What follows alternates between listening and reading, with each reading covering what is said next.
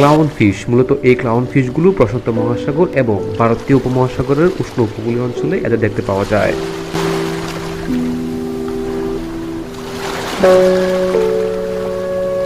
এরা সাধারণত সমুদ্রের প্রবাল প্রাচীর ও মেন্টিনার সাথে বসবাস করে।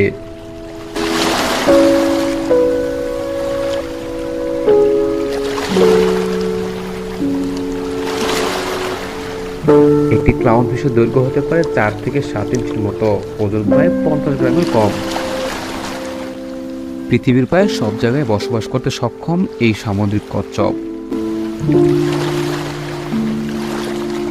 এইসব সামুদ্রিক কচ্ছপ শৈবাল ও জেলফিশ খেয়ে জীবনযাপন করে। তারা সামুদ্রিক কাঁকড়াও খেয়ে থাকে, এমনভাবে খায় যেন মনে হয় যে প্রতিযোগিতা করে খাচ্ছে।